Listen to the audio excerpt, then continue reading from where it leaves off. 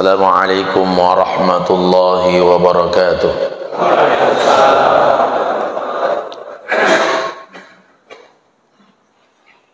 Alhamdulillahilladzi ahyana ba'dama amatana wa ilaihin nusyur.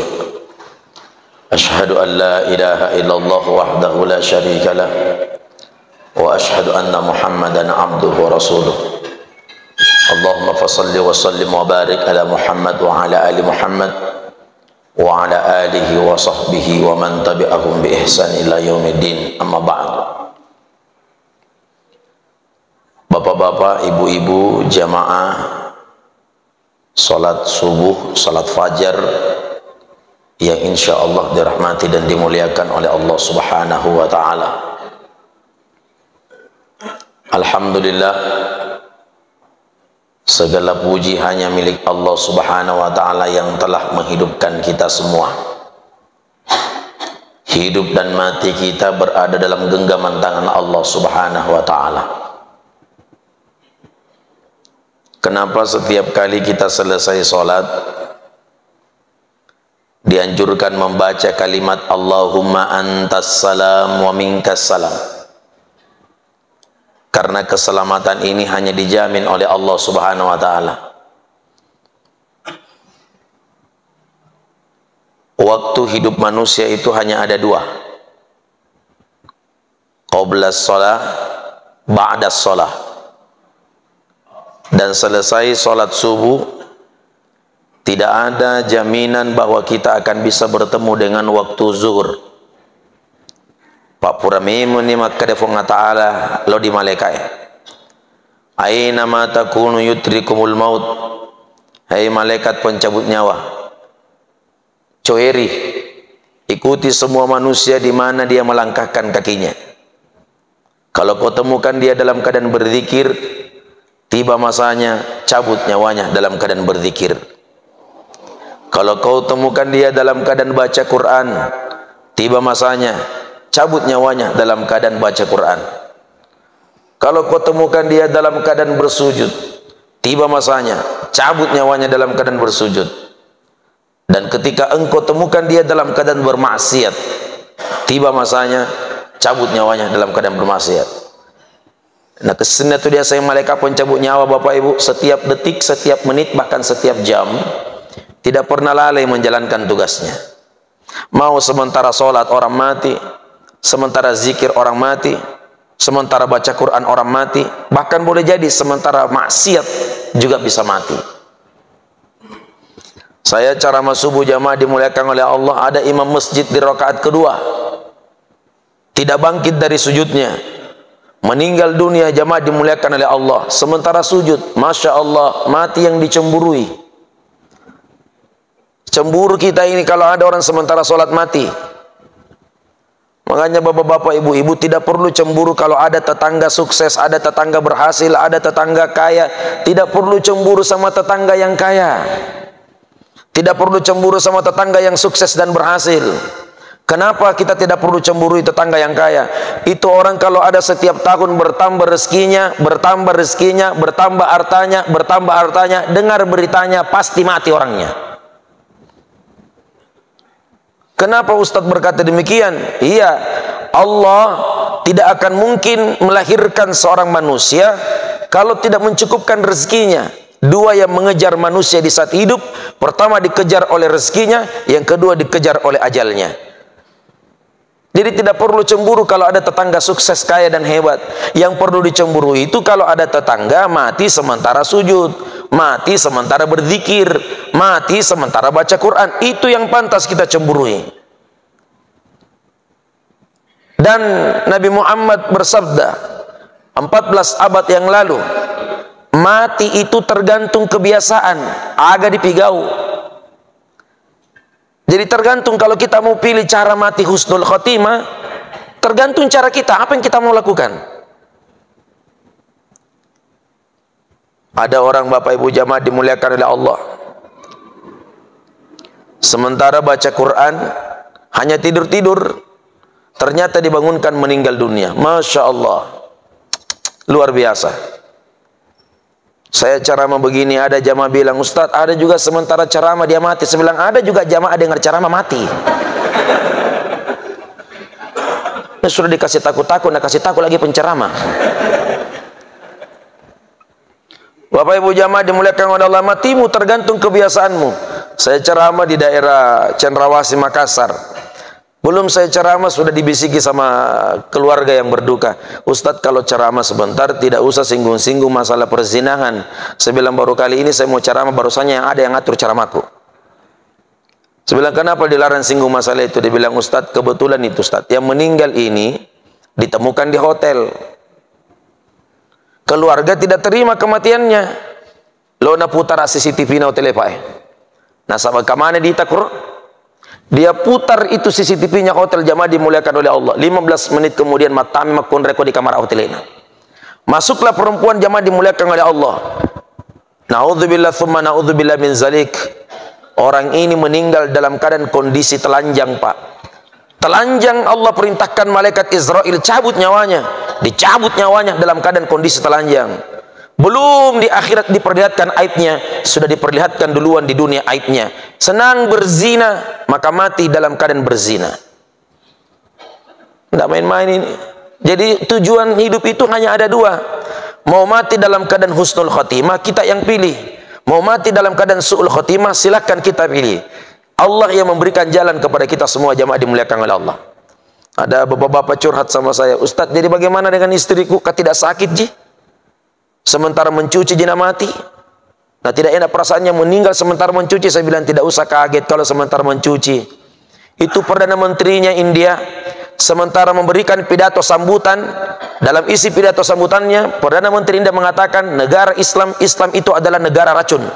Islam adalah racun yang paling terbesar. 5 menit setelah Perdana Menteri India berkata demikian, Islam adalah agama racun, langsung dikes oleh Allah Subhanahu wa taala, mati di tempat setelah berkata demikian. Jadi tidak perlu kaget kalau sementara mencuci dia mati. Ada orang sementara TikTok mati. Ada orang sementara menyanyi mati. Ada orang sementara berjoget mati. Tidak perlu kaget kalau sementara mencuci, biasa. Yang kasih kaget-kaget orang kalau baru-baru sudah mati nah pergi mencuci. Bapak Ibu, jamaah yang insya Allah dirahmati dan dimuliakan oleh Allah Subhanahu wa taala. Kebiasaan sunnah yang paling terbesar yang terkadang imam masjid lupa lakukan. Nabi itu kalau selesai sholat, mau subuh, duhur, asar, maghrib dan isya, beliau selalu putar badannya menghadap ke makmumnya. Ini terkadang imam selalu dilupakan yang seperti ini. Padahal ini sunnah. Sering dilakukan oleh Rasulullah SAW, tapi makmum jarang untuk melakukan itu. Di waktu subuh ini adalah waktu yang disaksikan oleh malaikat. Maka merugilah orang yang makan sahur tapi tidak pergi sholat subuh di masjid. Waktu sholat subuh ini adalah waktu yang disumpahi oleh Allah Subhanahu wa taala, wal fajri wa layalin ashr. Ini di dalam Al-Qur'an kalau Allah tulis kalimat kata waw di depannya, wan nazi'ati gharqa wasyamsi waduhaha wadduha wattini wal 'asr. Kalau Allah menulis kalimat huruf waw di depannya, berarti Allah sangat serius membicarakan ayat itu. Ini waktu subuh, ini waktu fajar. Makanya sholat subuh itu Bapak Ibu jangan terlalu cepat sholat subuh. Ada juga masjid itu terlalu cepat sholat subuhnya. Dia tidak bisa membedakan yang mana fajar, yang mana subuh. Jadi orang keluar dari masjid masih kelihatan ini gelapnya langit. Padahal orang kalau selesai sholat subuh di masjid itu sudah kelihatan benang-benang putih. Itulah fajar. Makanya tolong bedakan yang mana sholat subuh, yang mana sholat fajar. Karena di Mekah itu tidak pernah orang temui sholat subuh. Yang benar memang adalah sholat fajar. Jangan terlalu cepat-cepat. Selesai azan dikumandangkan Bapak Ibu, kasih kesempatan orang sholat sunnah 2 rakaat itu. Tuh lihat Anas bin Malik radhiyallahu an. Bapak kenal Anas bin Malik?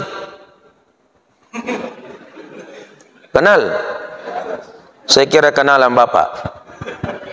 Itu Anas bin Malik radhiyallahu an, sahabat Nabi yang paling kaya. Dunia sudah berada dalam genggamannya. Sesana Bapak Ibu jamaah dimuliakan oleh Allah. Di tadi Nabi Muhammad sallallahu alaihi wasallam di luar masjid materi kasih. Menangis Anas bin Malik radhiyallahu an. Berkata Rasulullah sallallahu alaihi wasallam, "Wahai Anas bin Malik, kenapa kau menangis di pagi hari?" Maka dan Anas bin Malik, dua hal yang membuat saya menangis ya Rasulullah. Apa itu? Yang pertama, saya tidak dapat sholat sunat 2 rakaat sebelum subuh. Gara-gara tidak dapat sholat sunat 2 rakaat sebelum subuh, menangis Anas bin Malik radhiyallahu an. Gara-gara tidak sholat sunat 2 rakaat sebelum subuh. Kita kadang-kadang tidak sholat subuh tidak menangis. Nah ini 2 rakaat sholat sunat saja menangis. Padahal kemarin kau sampaikan kepada kami as-salatu sunnatul qabla al-fajar. Salat sunat 2 rakaat sebelum fajar, pahalanya sama dengan dunia seisinya. Saya menangis ya Rasul, harta saya banyak, kekayaan saya melimpah ruah. Tapi karena saya tidak dapat salat sunnah 2 rakaat, menyesal saya karena saya terlambat salat subuh berjamaah di masjid. Tahu orang-orang munafik? Munafik itu masih ada tingkatannya. Munafik di atas munafik adalah orang yang datang sholat duhur ke masjid tapi tidak melaksanakan sholat subuh berjamaah di masjid. Itu munafik di atas munafik. Dan itu sholat subuh disaksikan oleh para malaikat-malaikat Allah subhanahu wa ta'ala. Nabi di waktu subuh hampir terlambat sholat subuhnya, hampir syuruk. Aron Nabi takong ka jamaah napuji berjamaah ko di masjid pak. Dia rajin berjamaah ke masjid lalu kemudian tiba-tiba tidak datang. Nah siapa itu Nabi tak? Maka dia Nabi tak, Bilal tunda dulu kau madi. Nah di sini pentingnya ini perbaiki ini waktu sholat itu perbaiki. Itu kan sudah diatur sama waktu itu. Ini ada dalilnya ini. Ini bunyi dalilnya ini, inna sholata kanat alal mu'minina kitaban mauquta. Sesungguhnya solatnya orang mukmin itu mauquta, waktunya telah ditentukan oleh Allah. Tapi banyak saya lihat jamaah rubah itu ayat, inna sholata kanat alal mu'minina kitaban mauquta.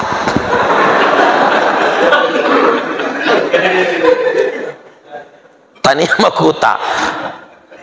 Bapak ibu jamaah yang insya Allah dirahmati dan dimuliakan oleh Allah. Maka dia Nabi Bilal, jangan dulu iqamah. Maka ya Rasulullah, kasih di jamaah terlambat tuh masa pajak subuh. Coba cari tahu dulu. Saya perhatikan itu jamaah itu. Ada satu orang ini penyebabnya ini. Gara-gara ini satu orang tidak datang ke masjid. Hampir Nabi Muhammad terlambat sholat subuhnya. Gara-gara satu orang pak. Sampai-sampai Nabi perintahkan sama Bilal, jangan dulu cepat-cepat iqamah. Saya tunggu ini satu orang ini. Tunggu dulu satu orang ini. Tunggu dulu. Masih ada satu orang ini tidak datang ini. Taja dulu dapat kamaki. Lama-lama ditunggu tidak datang. Bapak ibu jamaah dimuliakan oleh Allah. Maka dia Nabi Bilal qamat. Purana kama sepaja Nabi tak mata jimalina. Setelah itu Nabi Muhammad sallallahu alaihi wasallam berdiri sambil berkata, siapa di antara kalian yang tahu saudara kita, sahabat kita yang jarang sekali disebut namanya, tapi gara-gara ini orang Nabi Muhammad hampir terlambat sholat subuhnya. Kan dua itu yang kasih terlambat Nabi. Satu itu sahabat, satu orang ini pak. Ini jamaah, ini satu orang lagi sahabat Nabi ini. Jamaah yang terlambat datang dan jamaah paling cepat pulang. Ada juga jamaah modelnya begitu. Sekarang juga ada begitu. Ada di sini tuh? Ada. Yang mana orangnya? Lisu nih, alhamdulillah. Dia jamaah yang terlambat datang dan jamaah paling cepat pulang. Ada itu di masa Rasulullah. Maka Nabi tak sapa-sapa dulu Bilal iga tuh senang. Pokoknya saya perhatikan dia mentong yang paling terlambat datang, dia juga jamaah yang paling cepat pulang. Cari itu siapa orangnya? Si senang. Berselah di Nabi assalamualaikum warahmatullahi assalamualaikum warahmatullahi. Hari ini bilang nasapa tahun ternyata ini pak, nama yang dimaksudkan Nabi itu adalah Sa'labah, jamaah terlambat datang dan jamaah paling cepat pulang. Ini kalau ada begitu modelnya di sini itu ambil itu nama juga Sa'labah. Berdiri Bilal di depan pintu, maka Sa'labah ikut nasa Nabi tak, jamaah terlambat datang dan jamaah paling cepat pulang. Sesena Datanglah Nabi mendekati Salabah. Oh kamu Salabah, jamaah yang terlambat datang dan jamaah paling cepat pulang. Saya mau tanya, kenapa cepat-cepat pulang? Kenapa tidak berzikir? Zikir itu kan bagian rangkaian daripada sholat. Tuh lihat jamaah lain selesai sholat dia ucapkan Allahumma antas salam wa minkas salam. Sementara kamu Allahumma antas salam walantas jalan. Apa kamu tidak butuh pertolongan Allah? Apa kamu tidak mau dibantu dengan Allah? Oh ternyata Salabah ini orang cerdas pak, bukan orang sembarangan. Maka Dato' Elena, ya Rasulullah, di satu kampung ini kan engkau tahu bahwa saya orang yang paling miskin hidupnya di tempat ini. Segitu miskinnya saya ya Rasul, sarung yang saya gunakan ini, kain yang saya gunakan ibadah ini adalah kain satu-satunya. Kalau zikir saya terlalu panjang, doa saya terlalu banyak, khawatir istri saya di rumah terlambai mas sepaja nasabak megal ada gue lau. Terlalu banyak saya minta sampai istri saya khawatir terlambat. Karena satu kain yang saya gunakan, kau pura kamu sepaja, istriku lagi yang pakai ini kain. Oh begitu? Iya ya Rasul. Makanya saya harus pulang cepat-cepat supaya istriku juga bisa pakai ini kain. Sudahlah ya Rasul, kalau kau mau lihat saya tidak terlambat lagi datang dan tidak cepat pulang, doakan mak. Karena doamu itu sangat diterima oleh Allah. Dan saya yakin doamu itu tidak diragukan oleh Allah. Itu kalau orang berdoa pak, jangan sekali-kali ragukan janji Allah. Janji Allah itu selalu tepat waktu. Innama amruhu idza arada syai'a ayyakula lahu kun fayakun. Fasubhanalladzi biyadihil malakutu kulli syai'in wa ilaihi turja'un. Itu janji Allah. Janji Allah dengan janji caleg berbeda. Engkau caleg kowe? Minta maaf kalau ada caleg. Oh ini sudah dewan bukan caleg. Oh Bapak Ibu, Bapak Ibu, Allah Qoma kede punga ta'ala jamaah dimuliakan oleh Allah, janjinya pasti dia tepati. Tapi terkhusus kepada dokter jamaah dimuliakan oleh Allah, belum pernah ada seorang dokter ketika dia kasih suntikan pasien, dia kasih obat pasien, lalu kemudian dia berkata, kalau kau minum obat ini saya berjanji kau akan sembuh. Tidak ada dokter berani berkata demikian kepada pasiennya. Begitu juga dosen dan tenaga pendidik lainnya. Tidak ada dosen dan guru berkata kepada muridnya, berkata kepada mahasiswanya, kalau saya ajarkan kau satu ilmu, maka saya berjanji kau akan sukses dan berhasil. Tidak pernah jamaah dimuliakan oleh Allah. Karena dosen dan dokter takut berjanji. Tapi terkhusus untuk Allah, maka dapat toi punga ta'ala. Narekom sepajak ki, janjiku he. Kau sholat, ini janjiku. Kau zikir, ini janjiku. Kau ibadat, ini janjiku. Kau bersedekah, ini janjiku. Wa may yattaqillaha yaj'al lahu makhrajan. Cukup modalmu hanya takut saja kepada saya akan datangkan rezeki yang tidak disangka-sangka dari mana arahnya itu rezeki datang. Itu janji Allah. Dan Allah kalau sudah terlanjur berjanji, Bapak Ibu jamaah dimuliakan oleh Allah, innaka la tukhliful mi'ad. Allah itu tidak pernah menyalahi janjinya. Angkat tanganmu ya Rasul, doakan saya supaya saya juga bisa kaya, menjadi jamaah yang tidak terlambat dan jamaah tidak cepat pulang. Nakatuni limana nabi tada pamakadahi.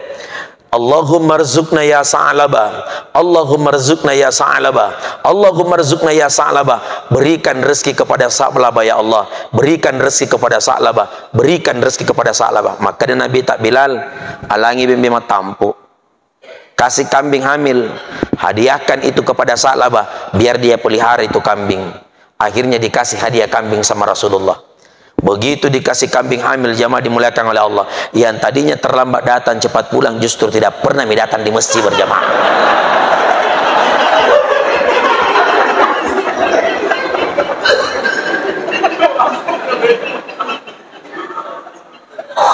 Jauh mita nabita, yang tadinya terlambat datang dan cepat pulang, begitu dikasih kambing yang dalam keadaan kondisi hamil tidak pernah datang. Mana itu Bilal? Maka ada kalau berjamaah aku di masjidnya kada isi ibu na urus bembena ya Rasulullah. Bagaimana tidak? Doanya Nabi mustajab diterima oleh Allah. Kambingnya beranak, 2, 3, 4 sampai banyak sekali kambingnya. Beranak. Inilah Allah Subhanahu wa taala. Kenapa orang miskin ketika berdoa minta kaya? Bukan Allah tidak mau kabulkan kekayaannya, khawatir Allah sama hambanya. Karena banyak manusia ketika dia miskin rajin baca ayat kursi, setelah dapat kursi lupa dengan ayat. Betul atau tidak? Bukan saya bilang, itu dia. Rajin baca ayat kursi, setelah dapat kursi lupa dengan ayat. Di saat dia miskin, statusnya adalah hamba Allah. Tapi begitu diuji oleh Allah dengan harta, maka statusnya berubah, bukan hamba Allah, tapi berubah menjadi hamba harta. Ini yang dikhawatirkan Allah kepada setiap hambanya. Magero tadi sapa ya Rasulullah, itu yang satu itu jamaah yang sering datang ke masjid. Bagaimana ciri-cirinya? Namanya kalau saya tidak salah Sya'ban. Sampai dulu tahunnya. Agak sabarin dulu kalau kemarin jamaah kok di masjid. Kenapa dia tidak datang berjamaah? Sampai dulu. Bagaimana ciri-cirinya Rasul? Kalau dia masuk ke dalam masjid sholat, dia selalu berada pada posisi ke kanan. Seperti itu puang itu yang duduk paling ujung itu. Ujung. Memang tempatnya di situ terus. Jangan pindah-pindah di situ terus maki kita. Engkau sejarah naro? Itu kalau ada orang masuk masjid, Bapak Ibu pilih tempat di situ. Jangan pindah-pindah tempat di situ terus, karena ini ada kisahnya. Jangan sampai saya dianggap main-main ini kisah ini. Ini sahih hadisnya, jamaah dimuliakan oleh Allah. Magi Bapak Ibu, kenapa dia selalu duduk di samping kanan? Pak Kona akhirnya sepajana Nabi tak Assalamualaikum warahmatullah alaina dulu dita. Dia manusia yang paling pertama kali dilihat di samping tembok duduk. Assalamualaikum warahmatullah. Nah itu dulu Nabi Muhammad SAW. Assalamualaikum warahmatullah. Kenapa Nabi ketika salam tidak melihat laki-laki ini? Agak sabari. Kenapa tidak pergi berjamaah di masjid? Oh, kajamaah makade ya Rasulullah. Wis itu bola ana. Saya tahu itu rumahnya. Kau tahu? Iya. Selesai waktu syuruk, kita akan datang berkunjung ke rumahnya. Kenapa dia tidak hadir sholat subuh berjamaah di masjid? Pukul 7 pagi Nabi sudah mulai start perjalanan. Ternyata tidak main-main perjalanannya, Pak. Jarak dari Masjid Nabawi menuju ke rumahnya 3 jam. Bela Pak Bolana. Dari masjid menuju ke rumah 3 jam, dari rumahnya ke masjid 3 jam. Berarti ini Sya'ban membutuhkan waktu kurang lebih 6 jam.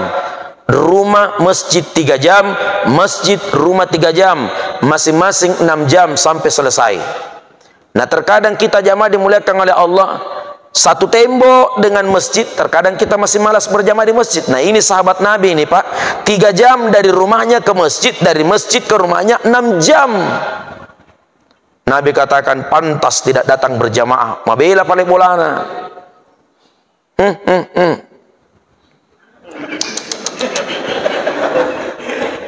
Ini penyebabnya ini.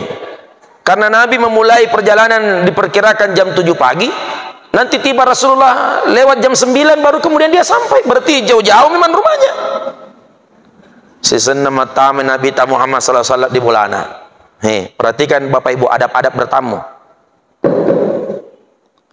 Assalamualaikum. Terdengar suara perempuan di dalam rumah. Waalaikumsalam warahmatullahi wabarakatuh. Lalu kemudian jamaah dimuliakan oleh Allah, Nabi putar badannya menghadap membelakangi pintu. Ini adab sunnah dan akhlak yang jarang kita pelajari.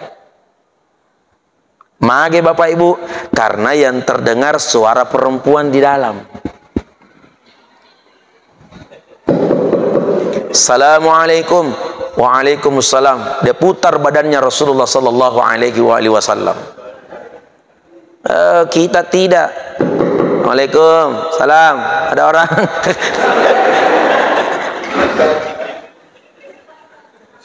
Oh, Nabi hargai Bapak Ibu.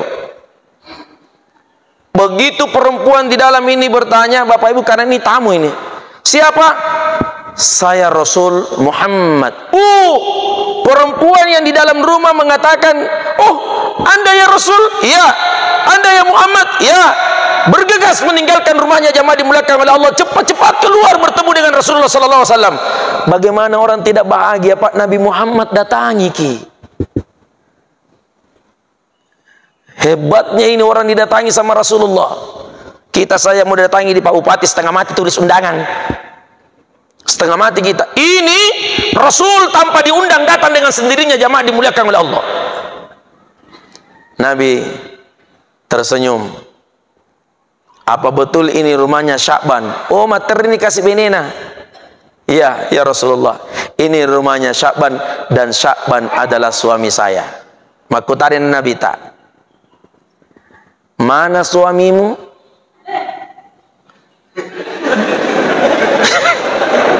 Maka ada macam cawa kipuang. Maka ada kat mana lakaimu? Kalau saya bertanya begitu berarti banyak di sini Jamila. Tahu Jamila? Janda mati lakaina. Bapak Ibu, jamaah yang insya Allah dirahmati dan dimuliakan oleh Allah, mana suamimu? Materi ini kasih jamaah dimuliakan oleh Allah. Napa makanya lo di Nabi Muhammad SAW? Ya Rasulullah, suami saya 2 hari yang lalu meninggal dunia. Wih, tak pas lagi Nabi Muhammad. Oh, meninggal? Iya ya Rasulullah. Inna lillahi wa inna ilaihi raji'un. Suami saya ya Rasul sudah mempersiapkan diri mau berjamaah di masjid. Terdengar berita dalam perjalanan suami saya menuju ke masjid meninggal dunia sementara menuju ke masjid. Subhanallah, kesinar matina Pak. Dalam keadaan berjalan menuju ke masjid mati. Dan ternyata memang benar, mati tergantung kebiasaan. Sisa nama kena itu sudah, karena saya sudah tahu suami meninggal dunia. Yang sabar saja, ambil hikmah di balik itu semua. Tapi maka dia sebenarnya mau maki pulang ya Rasulullah. Kenapa ya? Mau kak bertanya. Disinilah pentingnya menghargai tamu. Itu tamu harus dihargai. Jangan coba-coba tidak menghargai tamu. Di masa Rasulullah sallallahu alaihi wasallam ada perempuan, ini suaminya selalu bertanya kepada Nabi, ya Rasulullah, magaru ya beneku, kung katamuku lain tak pada dita. Setiap saya datang tamu lelai mukanya, setiap datang tamu lelai mukanya. Baru itu tamuku datang 2, pergi 3, datang lagi 5. Hampir setiap waktu saya terima tamu, lain mukanya istriku. Mungkin kapan capek bikin kopi. Akhirnya Bapak Ibu jamaah dimuliakan oleh Allah, maka Nabi Muhammad SAW, koli suka matu oli benemu. Kalau saya pulang nanti panggil istrimu, suruh berdiri di belakang saya. Sesana lo nilis Nabi Muhammad SAW, yarolak kena oli benena kali. Sini, Nabi sudah mau pulang, berdiri di belakang jamaah dimuliakan oleh Allah. Begitu Nabi keluar, mesui kau di bulana, berteriak ini istrinya. Akan asal lari ki ya Rasulullah, lari ki ya Rasulullah, lari ki ya Rasulullah. Maka Nabi tak, kenapa kau perintahkan saya untuk berlari? Saya melihat begitu banyak binatang-binatang yang akan menggigit kakimu. Oh, maka Nabi tak, iya nato kesini dia sengi tamu Bapak Ibu. Itu tamu hebatnya masuk ke dalam rumah kita membawa berkah dan rahmat, pergi meninggalkan rumah kita membawa jauh bencana dan bahaya yang akan menimpa kita. Iya nato kesini dia sengi tamu.